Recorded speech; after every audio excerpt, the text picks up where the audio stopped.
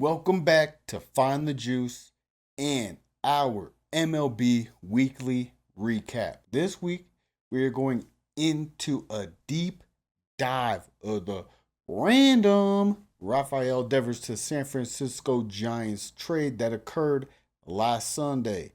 We'll look at what it means for the Giants and we'll look at the pieces Boston is getting in return and what it could mean for the Red Sox. Before we get started today, please support the brand with a sub, like, and a comment below. And just a reminder, this is a father-son business, so all the support would mean a lot to us. Now let's get it. So, why did the Bo Sox trade Raffy? Well, it goes all the way back to the offseason when the Red Sox signed former Houston Astros third baseman Alex Bregman to a 3-year, $120 million contract.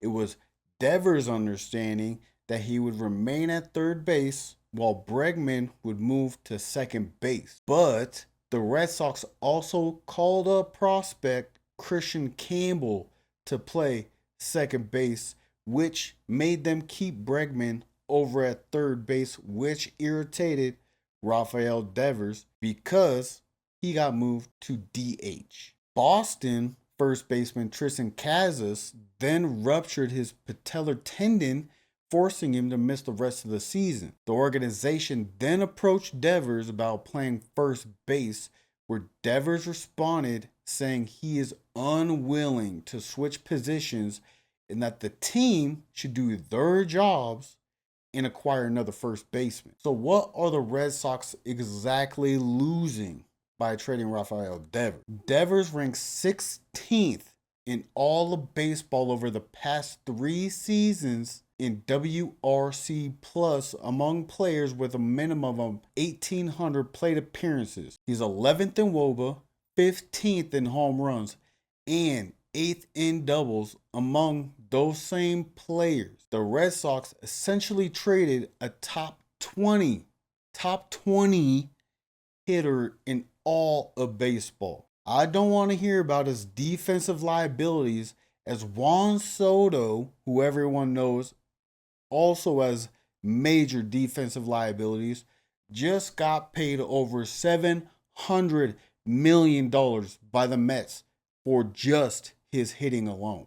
And for those of you who said Raffy has taken a step back this season, he's bounced back this year alone to a 149 WRC plus. That means he's 49% better than the average Major League Baseball hitter. To go along with that, he also ranks in the 97th percentile in exit velocity, 94th percentile in barrel rate, 97th percentile in hard hit rate, and 99th percentile in walk rate just this season. The Red Sox are already showing how much Devers meant to their lineup, as they've scored only 2 runs on only 6 hits in their first 2 games without him while facing the Seattle Mariners.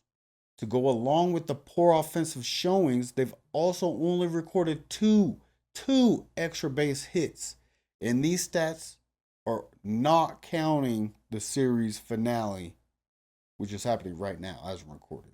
You'd think the Red Sox would have gotten a haul for a hitter that affected their offensive outcomes so much, right?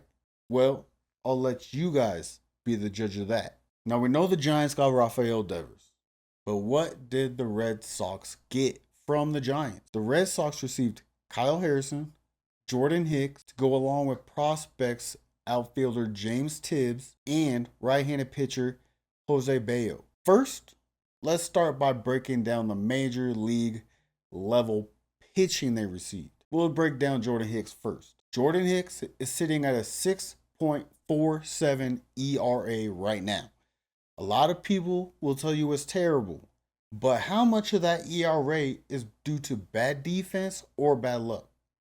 According to his expected ERA and his FIP, which stands for fielding independent pitching, a lot of it, as both numbers are 3 runs below his current ERA. He is striking out the least amount of hitters in his career while also allowing the most home runs in his career at the same time, which is not good news for Hicks or the Red Sox. He's had a solid 4-seam fastball and splitter this season, but getting hit real hard on his sinker and slider.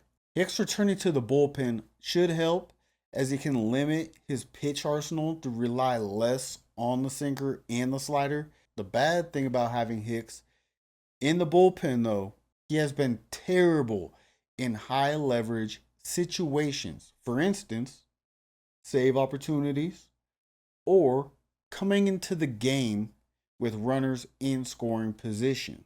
Now, for Kyle Harrison, the head scratcher of the deal. Harrison has been getting hit up this season, even in one of the most pitcher-friendly ballparks in all of baseball.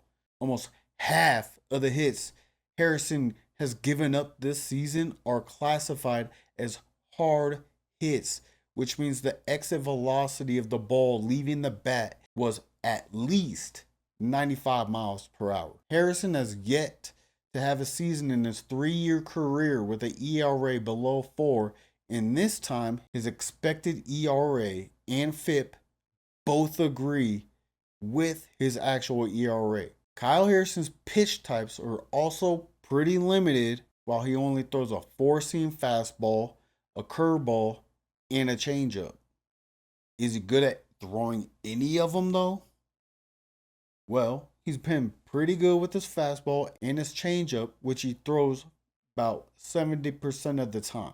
But that other 30% is his curveball, which is getting absolutely hammered. Opposing hitters have a 215 WRC plus. Remember, the average is 100. That is 115% higher than the average. He's also giving up a 512 WOBA on his curveball. To go along with this, half of the hits against the curveball have been for extra base hits, and 40% of his curveballs hit into the air have left the yard for a home run. Let's get out of that negativity, and maybe we'll find something when we look at these prospects. First, we'll take a look at Jose Bello. Bello has pitched 18 innings this season and holds a 2 ERA in his Florida Rookie League. He's also putting up an impressive 14 strikeouts per 9 innings while showing good control, allowing only 1.5 walks per 9 innings pitched.